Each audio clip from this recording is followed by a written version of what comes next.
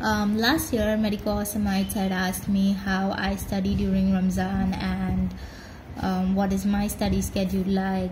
And since Ramazan is coming up, I thought I'd finally make a video on it and share my tips and how I go about studying in Ramazan. So my first recommendation is that when you wake up for your early morning breakfast around say around 4 or 5 a.m. depending on what your time zone is, after you have your breakfast, do not go to sleep. I know it's very hard, especially if you're like a person who does not wake up in the morning. It's just very hard to stay up and study at this time. But the advantages of not going back to sleep after you've had your early morning breakfast are many.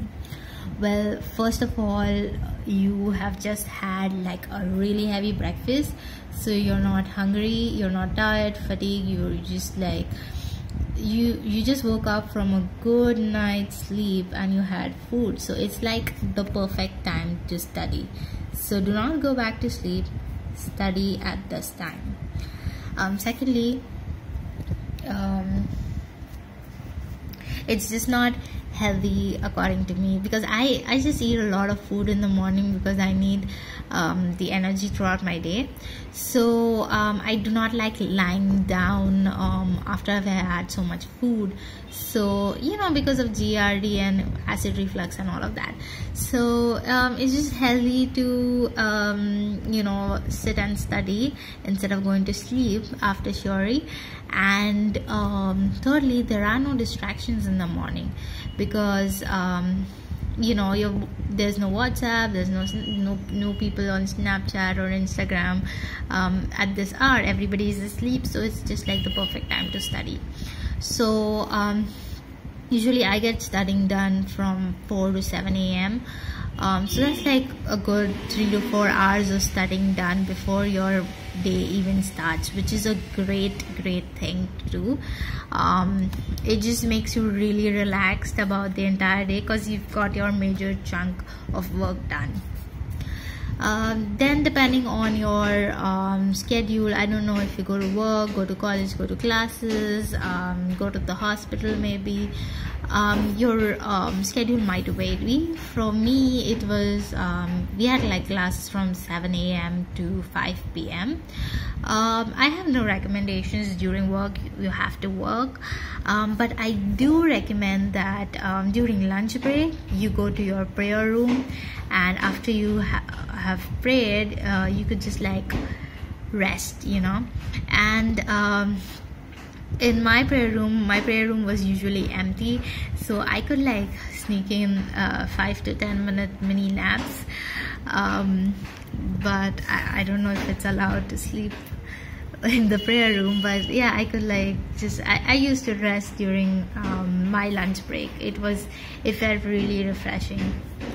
So then you come back home from your work, and I used to just go to sleep immediately after I come back home. So this is the best sleep that you're gonna get in your life.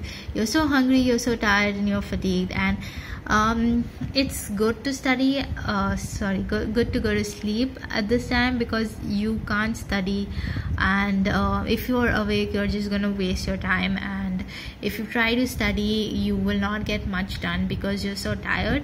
So I would just recommend that you sleep. And then it's time for iftari, for your evening prayers and your snacks. So around 7 to 9 p.m. is when you have your prayers done, you have food with your friends and family, maybe go to the masjid, etc, etc. So I just relax during these hours and mostly pray, and then I'm done by around 10 p.m. So just depending on how much you got to sleep during the afternoon, you can go to sleep. I usually do study for an hour at least, from like 10 to 11 p.m. So, and then I go back to sleep.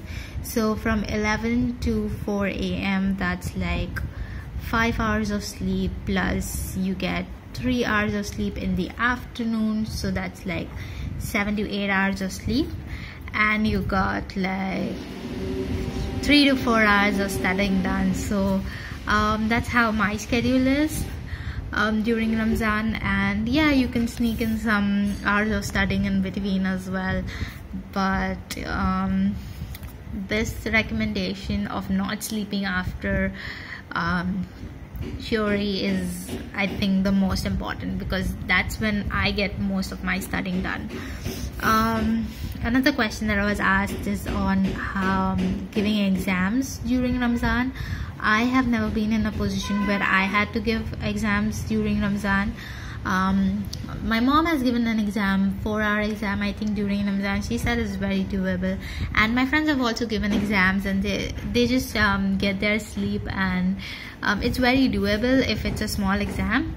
If you're giving an exam like the USMLE, which is 8 to 9 hours long, I would highly recommend that you schedule your exam before or after Ramazan and not during Ramazan, because that exam is so tiring even when you're not fasting. Like, I mean, I cannot imagine giving the exam while I'm fasting. So, and the best part about the USMLEs is that you can schedule it according to your own time. So I would just recommend you not scheduling the exam during Ramazan.